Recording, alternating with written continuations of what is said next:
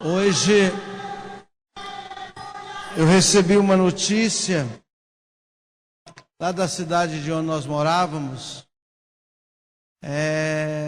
uma informação de uma criança de 14 para 15 anos que morreu agora de tarde num acidente. Eu me lembro que quando eu passava para a minha caminhada, que eu fazia sempre lá em volta da cidade, de um posto no outro, dava volta na cidade, uma pista que tem lá de caminhada. E o pai dele é dono de um hotel e dono de uma automecânica. Sempre eu passava lá e o pai dele é muito amigo meu, de muitos anos. E a gente conversava a respeito do Evangelho. E um dia eu preguei para esta criança, ele era mecânico também já. E eu preguei para ele um dia. E ele disse para mim: não, concordo com esse negócio não, Mazinho. Me chama de Mazinho lá. Concordo com esse negócio não, Mazinho.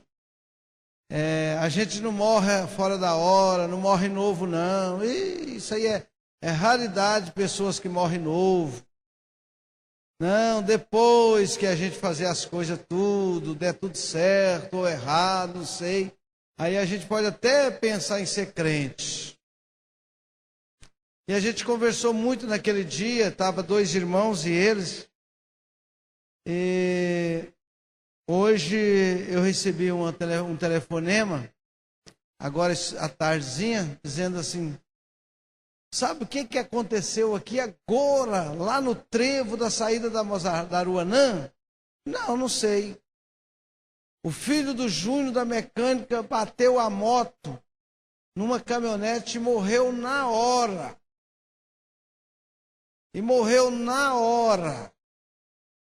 A moto pegou fogo e ele morreu na hora. E eu, assim que me falaram, eu lembrei da conversa que eu tive com ele outros dias atrás. O que eu quero que você entenda nesta noite é que você tem alguém na sua família também que precisa da sua ajuda, da sua oração. Quero que você entenda nesta noite que Deus te salvou, foi para você orar para os demais que ainda não estão salvos. Deus te chamou primeiro justamente porque Ele confiou em você algo que seja realmente importante para ajudar outras pessoas. Eu não conheço as pessoas aqui ainda, todas por nome, vocês. Mas eu acredito que todos aqui têm alguém na família que ainda não está na igreja, que ainda está lutando, para viver uma vida de orgias, uma vida que até parece ser boa momentaneamente, mas que na verdade, se não tomar cuidado, o fim dela é um fim horrível. Nesse momento, o Júnior, mais Aparecida, a esposa dele, e a menina, que é a irmã do garotinho, deva estar olhando, quem sabe até ali, passando a mão no rosto dele, e dizendo: o papai falou para você não comprar essa moto. O papai falou para você que você não podia comprar essa moto. Você é de menor, não tinha carteira. Você não podia estar andando assim. Não podia, nós te avisamos. Você não podia ficar levantando a moto e andando numa roda só. Quem sabe nesse momento o Júnior, o mecânico ali, está dizendo isso ali para o corpo do seu filho. E aonde a alma do filho está agora, só Deus sabe. Esse texto que nós lemos aqui sobre Ana, o casamento de Ana, a convivência dela com a família 2, a oração aqui, que ela rogou a Deus, e o resultado dela foi positivo. E aqui no número 27 do capítulo 1, ela disse assim, por este menino orava eu, e o Senhor me concedeu, e a minha petição, Ele ouviu o meu pedido. A Bíblia diz que Deus não está com os ouvidos tampados para que não possa ouvir. Deus não está com os olhos fechados para que não possa ver. Deus não está dormindo, porque a Bíblia diz que o guarda de Israel, o próprio Deus, ele não dorme. Deus está à direita, Jesus está à direita de Deus Pai, intercedendo por esta igreja. O que é interceder, pastor? É você buscar de alguém e levar para o outro. É você conciliar alguém, é você tentar ajustar alguém. É você levar uma notícia boa e trazer uma notícia boa, tentar reconciliar, fazer acontecer, voltar a ser como era. Jesus, tudo que você pedir a Ele nesta terra, você estará sendo ouvido por Ele, e Ele lhe dará a resposta brevemente.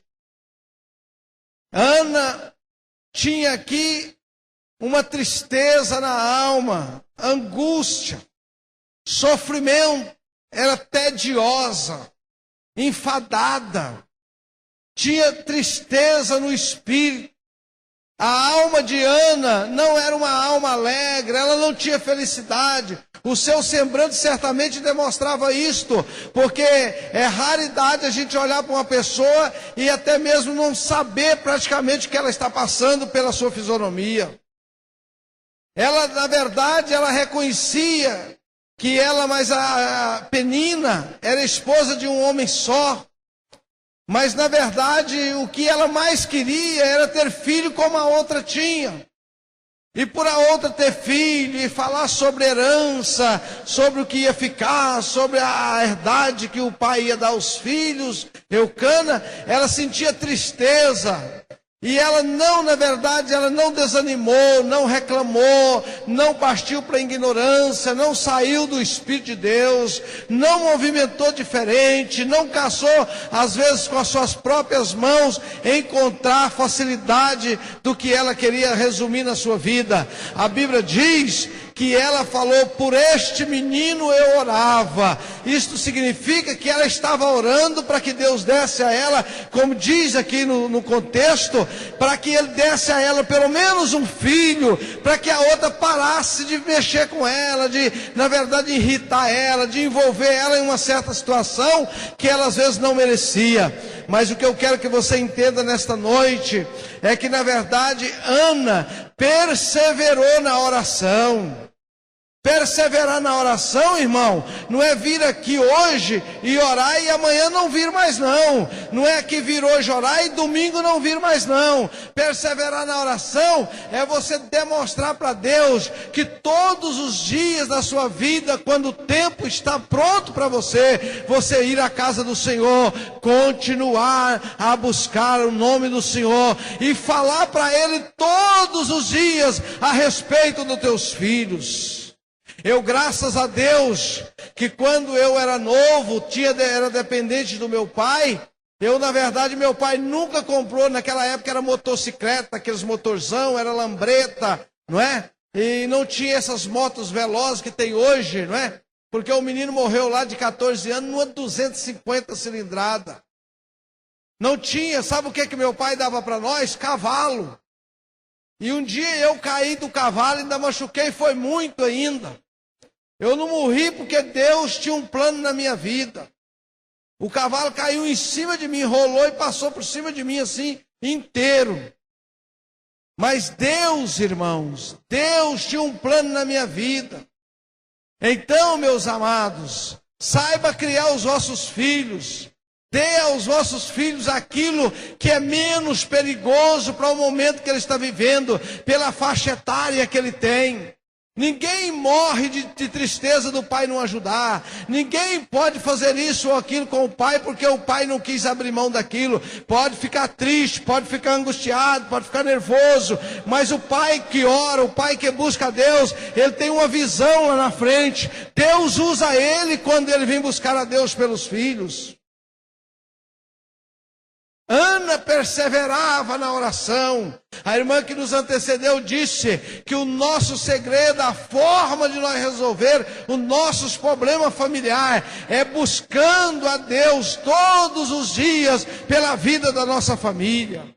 Eu imagino que nós tínhamos de ter aqui uma reunião nesta igreja todos os dias da semana para buscar a Deus somente pela nossa família, não falar em outras coisas, em emprego, em renda, em fazenda, em gado, em pastor, em ninguém. É simplesmente, irmãos, e somente pedindo a Deus pela nossa família. Deus, cobre a nossa família com teu sangue.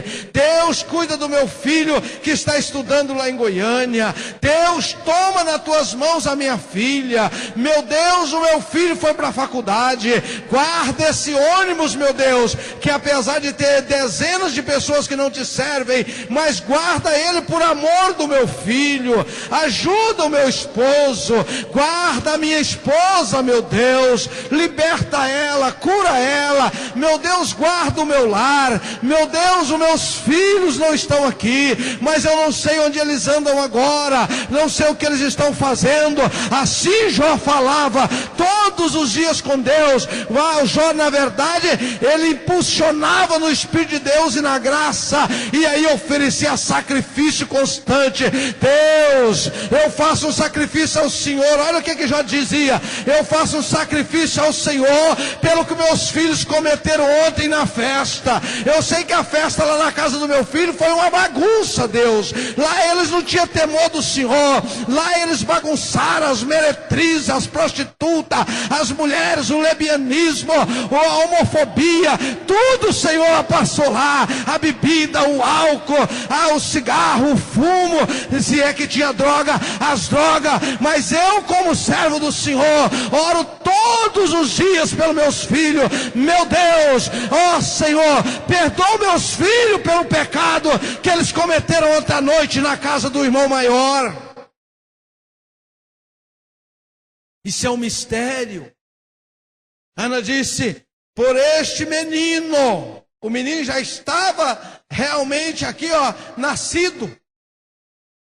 Por este menino, eu orava ao Senhor todos os dias, e o Senhor concedeu e permitiu a mim o pedido que eu fiz ao Senhor. Mas, meus amados irmãos, a palavra de Deus diz aqui, no livro de 1 Samuel, uma palavra até interessante, que parece que pouca conhecida pela forma da expressão. Ana diz: eu derramava a minha alma perante o Senhor. Ana estava demonstrando aqui que da mesma forma que alguém chora amargamente por uma questão, uma razão, ela também expunha a sua alma a Deus. Deus, eu entrego a minha alma ao Senhor agora. Fala profundamente na minha alma, Deus, o que o Senhor vai fazer por mim. Ela entregava como um rio que jorrava, como água que descia da penha. E ali, irmãos, aquilo ali seria uma forma de entregar para Deus a sua alma. Por que que Ana falou que derramava a sua alma na presença do Senhor? Porque Deus reconhece a alma como sopro divino, como algo que veio dele. Mas a carne, pastor, poder entregar o corpo. Não, Deus aceitou e pediu, entendeu e creu que ela estava entregando aquilo que veio dele. Já imaginou um corpo sem alma? Já imaginou um corpo sem espírito? Já imaginou um corpo sem sangue correndo na veia? É um corpo morto, é um corpo falecido.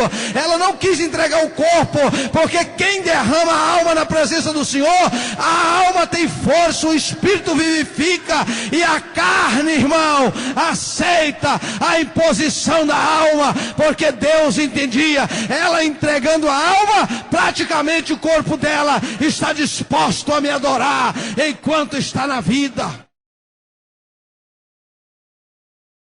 Quantas vezes você orou a Deus, mas foi aquela oração rapidinha, que às vezes até só colocava um joelho no chão, e não deu prazo de você derramar a sua alma na presença de Deus.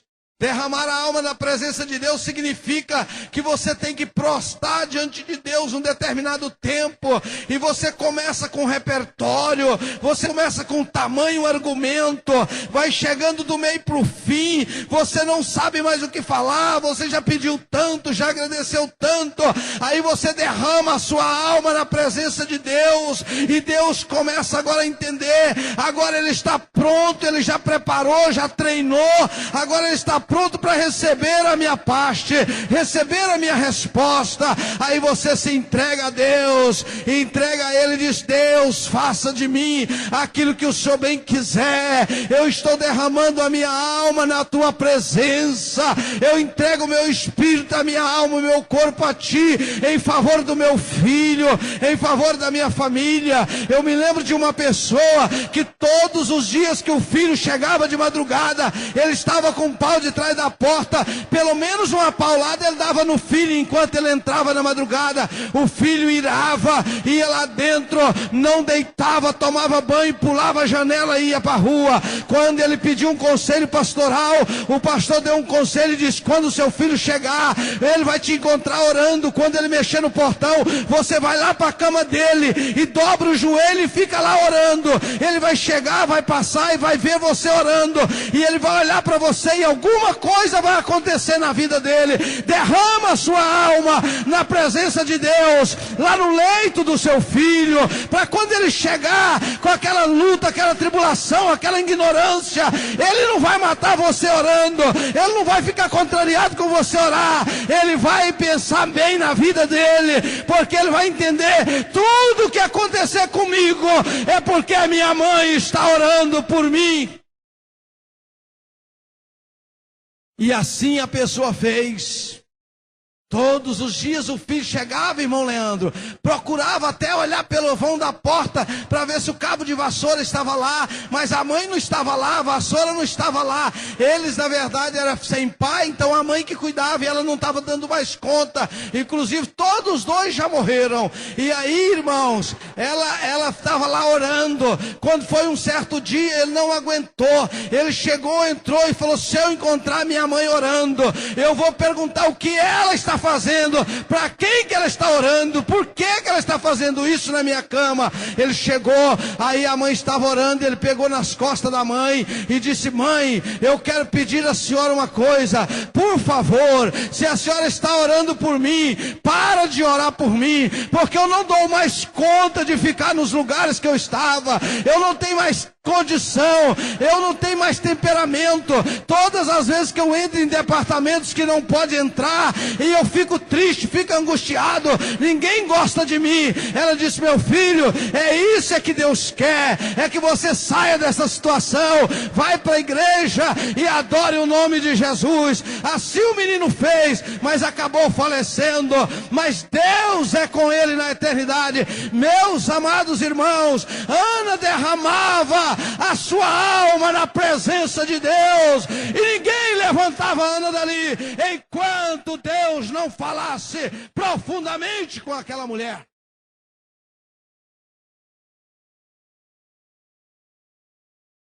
Todo mundo comia na mesa, os filhos de Penina fazia banquete, e ela não comia, ela não tinha desejo, porque era uma mulher que estava atribulada de espírito. Mas a palavra de Deus diz que o mais interessante que Ana demonstrou aqui nesse texto é que, além de derramar, além de perseverar, ela ainda tinha uma confiança tremenda em Deus. Irmãos, quando o salmista Davi falou no Salmo 37:5, entrega o caminho ao Senhor, confia nele, ele tudo fará. Ele estava dizendo assim: nós não conseguimos resolver nada com nossas próprias forças, nós não conseguimos fazer nada sem Deus. Se nós continuarmos na verdade, irmão, sendo assim crente em Deus, Deus continua nos abençoando. Mas o dia que nós deixar, Deus não está nem um pouquinho preocupado conosco nesse sentido, porque Deus nunca nos deixou, sempre é você que deixa Deus. Deus continua sendo Deus da mesma forma, abençoando as pessoas da mesma forma. Então você que tem que ter na sua convicção que você precisa confiar em Deus, entregar os teus caminhos ao Senhor. A outra coisa que Ana disse aqui foi o seguinte: ela demonstrou para o sacerdote, quando ela sentava numa cadeira ao lado da porta da igreja, numa coluna que adentrava ao santuário, e olhava para ela até mesmo ali, meus amados irmãos, perseguindo ela até então para saber o que ela estava fazendo, com aquele tanto de interesse que ela tinha de falar com Deus todos os dias. A mulher passou a orar dioturnamente e ninguém entendia porque ela não falava nada, ela só mexia os lábios. Então trouxe realmente uma preocupação para o pastor, trouxe uma preocupação para o sacerdote. Mas quando ela terminou essa oração, que ela demonstrou que ela estava madura na fé, que ela demonstrou aqui, meus amados irmãos, que ela não desfaleceu e cresceu na graça e cresceu na fé. A palavra de Deus diz que Eli procurou ela, perguntou a ela o que ela estava fazendo. Irmã, vai embora, para de orar, chega, não compensa mais ficar orando. Olha o que disse o homem. E ela disse: meu pastor, eu estou aqui, eu não estou bêbada como o senhor está aí, na verdade falando, eu não estou embriagada, não bebi bebida forte, eu estou aqui porque eu estou atribulada de espírito, eu derramei a minha alma na presença do Senhor, eu estou amadurecendo na fé e na graça, eu estou aqui perseverando, porque Deus há de me dar um filho, para provar que Ele é Deus na minha vida, e Ele faz tudo pela minha família. Meus amados irmãos,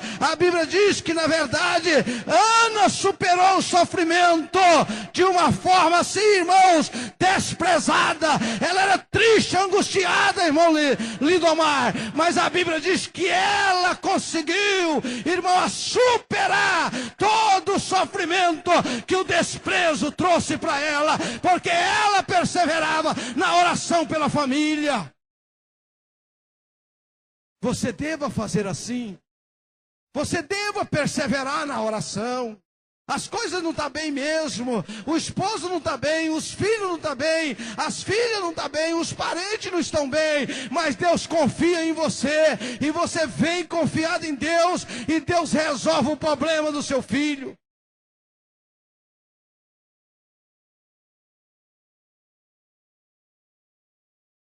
Sabe o que é que Ana nos ensina aqui, irmão Tiago?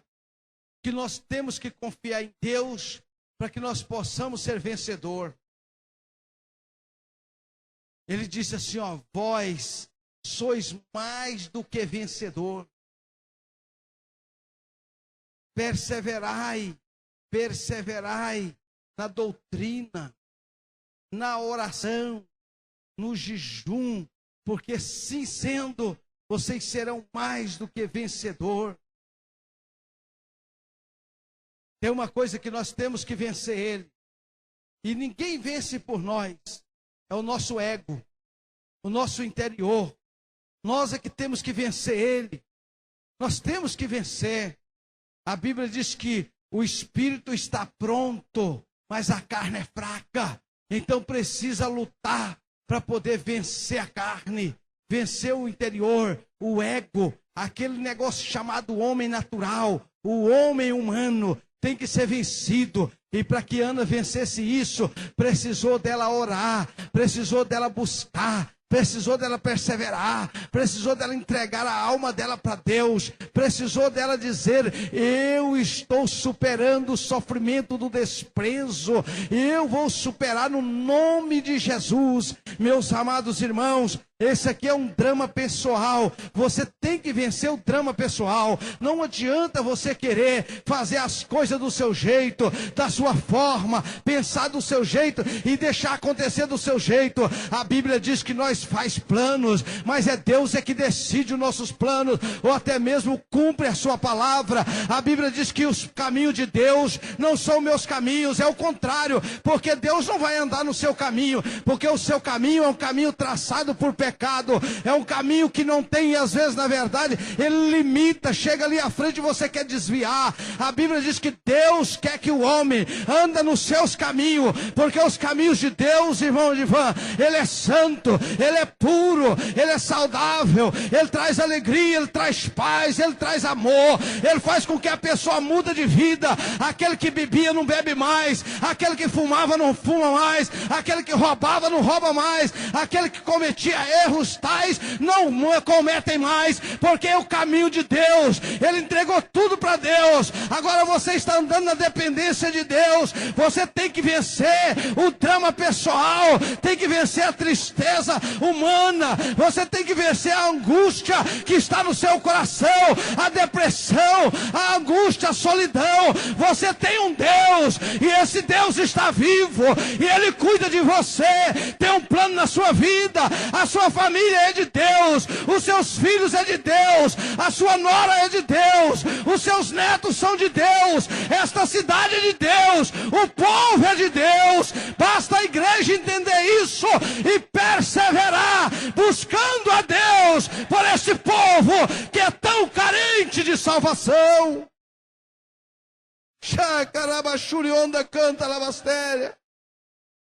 Ana venceu as afrontas na oração. Alguém está te afrontando? Vença na oração. Alguém está falando de você? Vença na oração. Alguém está dizendo que você não presta? Vença na oração. Está dizendo que a igreja vai acabar? Não é verdade. Vença na oração. Está dizendo que nós não somos bons? Vença na oração, porque Deus há de manifestar na vida daqueles que estão nos afrontando, e o que nós pedimos é que Ele manifeste com a sua misericórdia.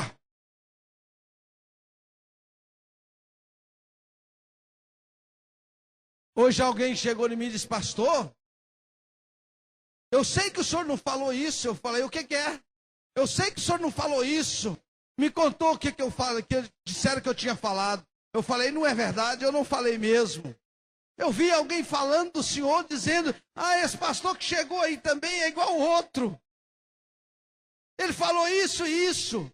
A pessoa que estava daqui da igreja, que é uma pessoa de outra igreja aí. Aí a pessoa que estava junto com ele falou: você não pode falar isso. Eu estava lá na hora que ele conversou com essa pessoa que te contou. Ele não falou isso, ele não entrou nesse assunto, ele desviou do assunto, ele saiu fora. Agora você está dizendo isso, é mentira sua e de quem falou para você. Irmãos, é verdade. Eu não falei o que essa pessoa falou, eu não fiz o que essa pessoa falou. Isso não é verdade. É alguém querendo, irmão, renegredir a imagem da igreja de novo. Está querendo mudar a história dessa igreja de Turvânia, mas o Deus que abençoou essa igreja, que criou esse ministério, é um Deus firme, poderoso, estaqueado, e tem um marco aqui nesse lugar.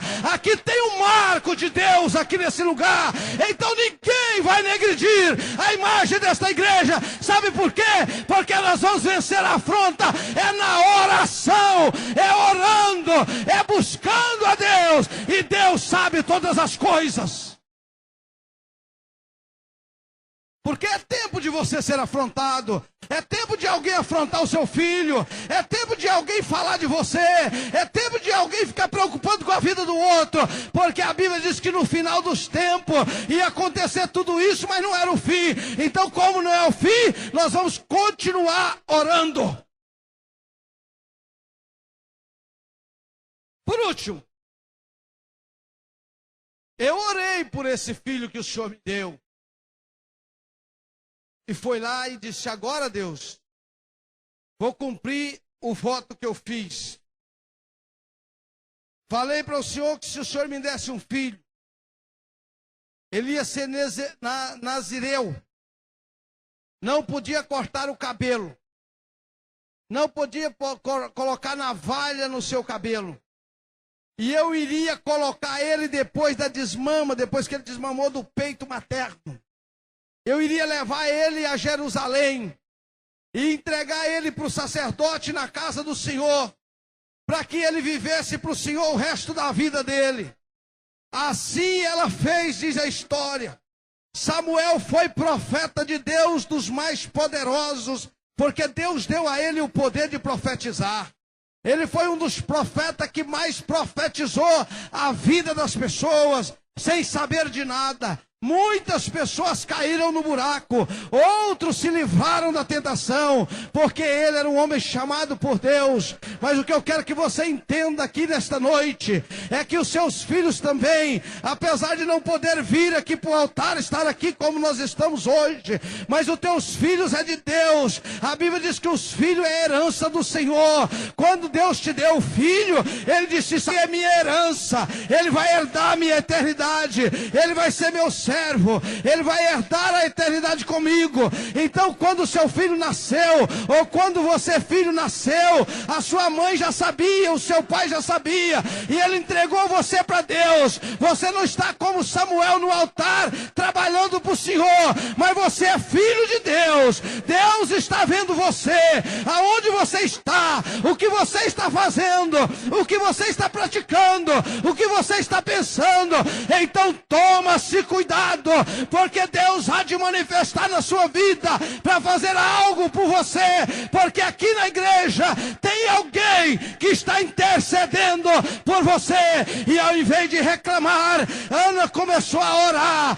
Então, meus amados obreiros, irmãos, senhores e senhoras, não vamos reclamar da vida, não vamos sair por aí falando dos outros, não vamos sair dizendo algo e mais algo da vida das pessoas, não vamos entrar em montinho, não vamos criar problema, não vamos entrar junto com aquelas pessoas que continuam falando das pessoas.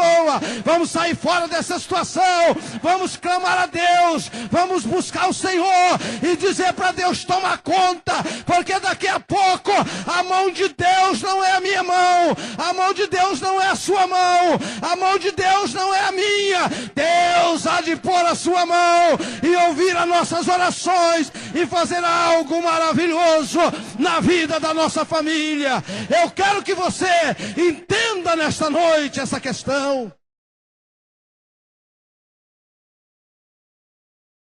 Quando você chegar na sua casa hoje, você que tem os filhos dentro de casa ainda, quando eles dormirem, você vai lá à noite, coloca a mão na cabeça dele, ele dormindo, e diz: Deus, eu orei por esse menino antes dele nascer. Eu queria ter um filho e o Senhor me deu. Eu queria ter uma filha, 2 ou 3, e o Senhor me deu. Eu orei por ele e o Senhor ouviu a minha oração. Então esse filho, meu Deus, mesmo que ele está desviado, mesmo que ele está praticando aquilo que não é do teu agrado, mesmo que ele está desobediente dentro de casa, eu quero dizer para o Senhor, Deus, o Senhor cuida dele para mim, ele está nas tuas mãos. Deus, irmão, diz uma palavra que você às vezes pode dizer: ah, se eu entregar na mão de Deus, Deus vai fazer o mal com meu filho. Negativo. O próprio Deus se revelou ao homem e desafiou. Quando alguém pedia algo, ele disse: se você é homem e o seu filho pede pão, você dá pedra para ele comer? Ele disse: não, eu não tenho coragem. Ele disse: então Deus também é assim. Se você pedir algo para o teu filho, Deus não vai fazer de outra forma, Deus vai fazer da forma que você pediu.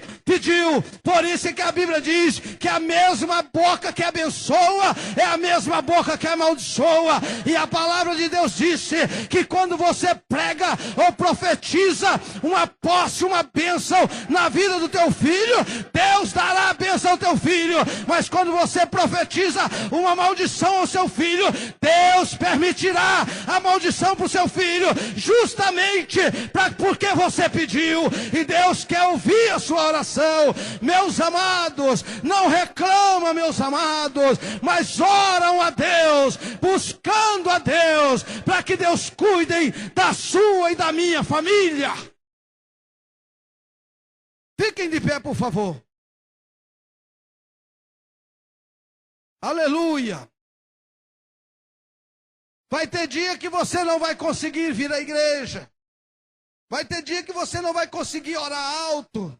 Vai ter dia que você não vai conseguir nem dizer nada para Deus na sua oração. Só os seus lábios vão mexer, só o seu pensamento vão trabalhar. porque você está angustiada, triste, mas é naquele momento. A Bíblia diz que o Senhor, Ele é o nosso refúgio presente na hora da angústia. O salmista falou isso. Deus quer nesta noite que eu te diga as últimas palavras assim: não se preocupem, não se sinta desfalecido, não esmoreça na fé, porque Deus tem um plano, Deus tem algo muito grande para esse ministério. Ah, irmão, felizmente esse ministério é salvo. Deus tem um trabalho aqui. Foi daqui que saiu o pastor de Palmeira, foi daqui que saiu o pastor de São Luís, foi daqui que saiu de Firminópolis, foi daqui que saiu por todos os lados aqui nessa redondeza. Aqui está o marco de Deus, na cidade de Turvânia, irmão Alex. Aqui está o marco de Deus, da onde fluiu todo o evangelho dessa região. Então Deus tem um compromisso com os remanescentes. Irmão Íris, aqui deste lugar, se você é remanescente e tem uma família, adorem a Deus, porque Deus quer abençoar. Xaracalabaxérias. Aleluia. Checalabalabachurionda canta lá.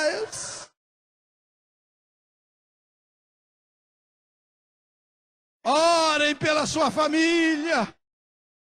Não fique dizendo: meu filho está desviado, meu filho está... Ué, se você continuar falando que ele está desviado, a palavra tem poder, ele vai ficar desviado. Não diga isso. Um pastor que nós tínhamos dizia: não diga que o seu filho é desviado, não diga que o seu filho é descrente, não diga que o seu filho não presta, não diga que o seu filho é um demônio, não diga que o seu filho é um capeta, não diga que o seu filho é isso ou aquilo.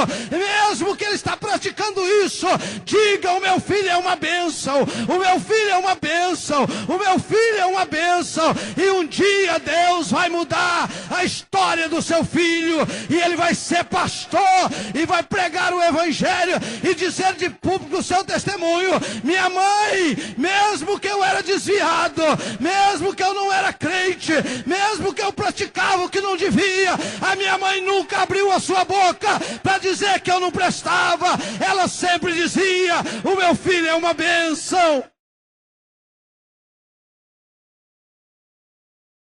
Deus Todo-Poderoso, eterno e soberano Pai, eu apresento nesta noite, meu Deus, todas as famílias desta igreja, os filhos que não estão aqui, meu Deus, os parentes, meu Pai, o esposo ou a esposa que não está aqui nesta noite. Deus, aqui em Turvânia, uma das igrejas que estão aqui é a nossa. E nós estamos nesta noite derramando a nossa alma, nossas lágrimas, derramando o nosso coração na Tua presença, por amor dos nossos filhos, por amor do nosso neto, por amor dos filhos dos irmãos. Deus, todos aqui nesta noite estão clamando a Ti pela família. Deus, visita a família. Deus, olha pela família. Deus, sem família não tem igreja, sem família não tem céu, sem família, meu Deus, não tem país, sem família não tem estado, sem família não tem município. Visita a família agora, meu Deus, não importa que família, o que serve, aonde está, visita agora, Senhor, as famílias dos obreiros, visita as famílias das crianças, visita as famílias dos jovens, visita as famílias das irmãs, visita as famílias dos irmãos, visita as famílias, meu Deus, de todos que estão na Tua presença e os que não puderam estar nessa noite.